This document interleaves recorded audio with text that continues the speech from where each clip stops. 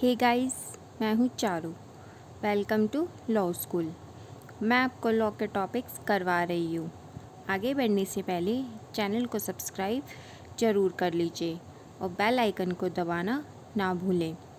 Guys, मुस्लिम law की last video में हमने essential requirements for a valid will पढ़नी स्टार्ट की थी, जिसमें हमने first requirement capacity of testator पढ़ ली थी। अगर आपने अभी तक मेरी प्रीवियस वीडियोस नहीं देखी हैं तो वह भी देख लेना। एक वैलिड विल के लिए सेकंड एसेंशियल रिक्वायरमेंट है कॉम्पिटेंस ऑफ लीगैलिटी। फर्स्ट है कैपेसिटी ऑफ लीगैलिटी।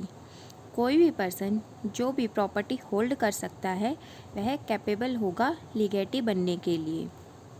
लीगैलिटी मुस्लिम भी हो सकता है और नॉन मुस्लिम भी, मेजर भी हो सकता है और माइनर भी। अगर एक चाइल्ड मदर की वॉम में भी है तो भी वह लीगैलिटी हो सकता है।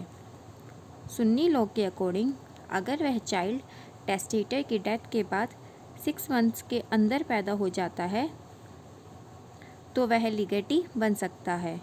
और शिया लॉ के अकॉर्डिंग अगर वह टेस्टेटर की डेथ के बाद लॉन्गर जेस्टेशन पीरियड जो कि 10 मंथ्स हैं उसमें पैदा हो जाता है तो चाइल्ड इन मदर्स वॉम भी एक कॉम्पिटेंट लीगैलिटी हो सकता है।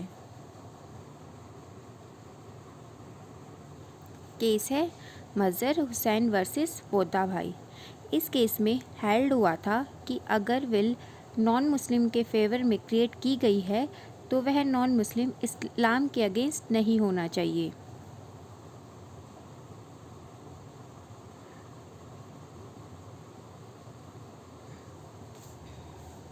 सेकेंड है मर्डर ऑफ लीगेटर। विल टेस्टेटर की डेथ के बाद ही इफ़ेक्ट में आती है, इसलिए पॉसिबिलिटी हो सकती है कि लीगेटी टेस्टेटर का मर्डर कर दे ताकि वह जल्द से जल्द प्रॉपर्टी एक्वायर कर सके। सुन्नी लॉ में लीगेटी जिसने टेस्टेटर का मर्डर किया हो, चाहे वह इंटेंशनली किया हो या अनइंटेंशनली, जनरली वह अपना राइट खो देता है विल के जरिए प्रॉपर्टी एक्वायर करने का। पर शिया लॉ में अगर वह मर्डर अनइंटेंशनली, नेग्लिजेंटली या फिर एक्सीडेंटली किया हो तो वह लीगैलिटी अपना राइट नहीं खोता और विल भी वैलिड ही रहती है।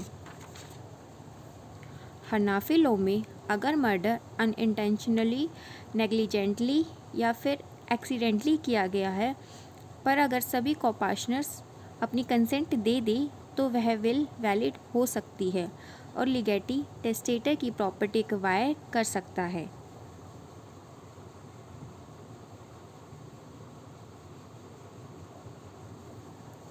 Third essential requirement of a valid will है सब्जेक्ट मैटर।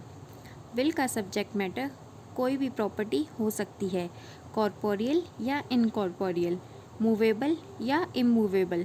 पर टेस्टेटर विल में वही प्रॉपर्टी डिस्पोज ऑफ कर सकता है जिसका कि वह ओनर हो at a time of death और जो प्रॉपर्टी ट्रांसफरेबल हो।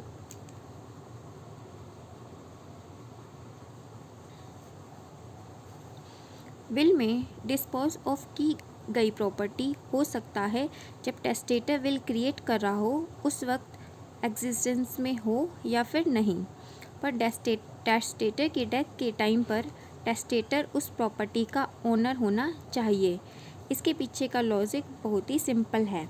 विल इफेक्ट में टेस्टेटर की डेथ के बाद ही आती है और लीगैलिटी को प्रॉपर्टी ट्रांसफ़र भी लीगेटर की डेथ के बाद ही होती है, ना कि विल क्रिएट करते हुए। अगर टेस्टेटर डेथ के टाइम पर उस प्रॉपर्टी का ओनर नहीं है तो वह विल वॉइड हो जाएगी।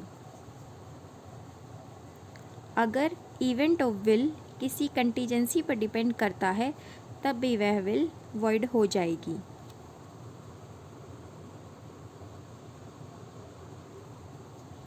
फोर्थ एसेंशियल रिक्वायरमेंट है टेस्टामेंट्री कैपेसिटी। एक मुस्लिम विल के ज़रिए विल में अपनी सभी डेब्ट्स, फ्यूनरल एक्सपेंसेस, को काट के जो प्रॉपर्टी बचेगी उसका सिर्फ 1/3 पार्ट ही विल के जरिए डिस्पोज ऑफ कर सकता है। बाकी का बचा 2/3 पार्ट हेयर्स को इनहेरिटेंस में मिलता है। इवन 1/3 पार्ट के लिए भी उसे अदर हेयर्स की कंसेंट लेनी पड़ती है। मैं आपको बता देती हूँ किस केस में कंसेंट की नीड होगी और किस केस में नहीं। आप उसका एक छोटा सा चार्ट बना सकते हैं। अगर विल हेयर्स के फेवर में हो और 1/3 पार्ट के लिए हो तो सुन्नी लॉ में हेयर्स की कंसेंट की नीड नहीं होगी, पर शिया लॉ में हेयर्स की कंसेंट की नीड होगी। अगर 1/3 पार्ट से ज़्यादा हो तो शिया और सुन्नी दोनों ही लॉज में कंसेंट की ज़रूरत पड़ेगी। अगर विल नॉन हेयर्स के फेवर में हो तो अगर 1/3 पार्ट से कम हो तो सुन्नी और शिया दोनों ही लॉज में कंसेंट की ज़रूरत नहीं होगी, पर अगर 1/3 से ज़्यादा का पार्ट हो तो सुन्नी और शिया दोनों लॉज में कंसेंट की ज़रूरत पड़ेगी।